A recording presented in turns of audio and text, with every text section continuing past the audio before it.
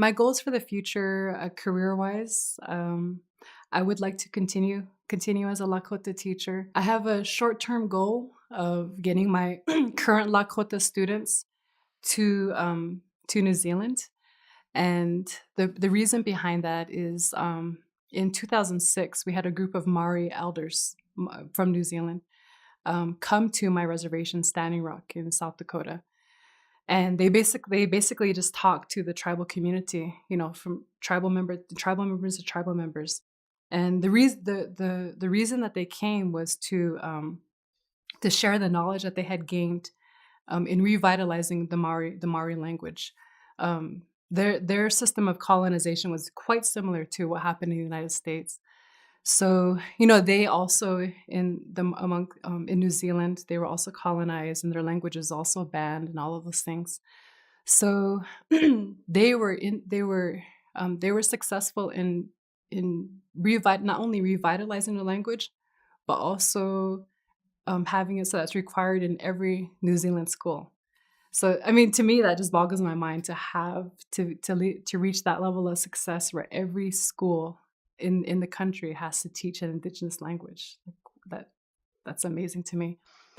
So the elders came in 2006, and they, they just spoke to the community, and one of the things they said was, um, all of the fluent speakers stand up, and it was everyone like 50 and older stood up, and they said, those of you who are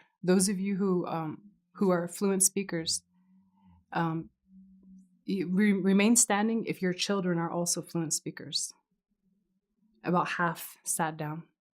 All right, again, those of you who are able to teach their children, remain standing if your grandchildren are fluent speakers. Everyone sat down.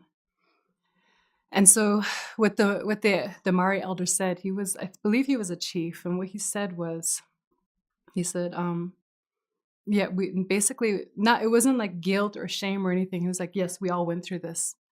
And he said, do you see how critical the need is? So it was eye opening for us, and it was kind of at that point when my tribe really bought into like this. Like, we have to revitalize. It has to happen now. Like there's no ifs, ands, or buts about it, because if the fluent speakers are 50 and older, we literally have time is of the essence. I can't. Time is literally of the essence. Ever since then, since 2006, there has been a constant exchange between Lakotas and Maoris, and some going there, some coming here. And again, it's just been the Maori community has just been very supportive in helping us revitalize our language. So the schools and the tribal schools and the reservations, they've also been able to take their students to New Zealand, just to truly share cultures. There's protocol. I don't know if you've heard of the haka that you see on YouTube or something. So the Maori people have a lot of protocol, and the Lakota students there's also a lot of protocol amongst indigenous cultures, in our indigenous culture. So there's truly an exchange of cultures. Going back to Denver being the only urban community, I have a short-term goal of getting my students to experience that. So I'm hoping that will happen next summer, July 2017.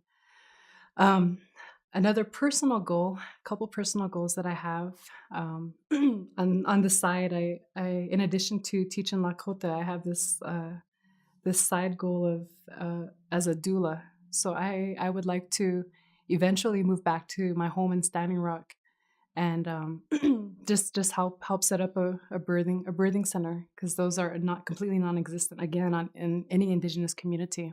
So I'd like to to see that come to fruition as well.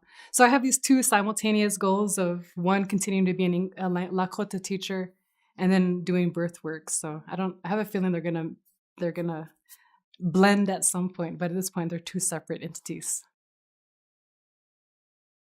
A doula is somebody who assists in the birthing process for women. Not the same as a midwife or a doctor, because I don't do anything medical. It's completely support for women. It's completely support for women and help making sure that they're comfortable.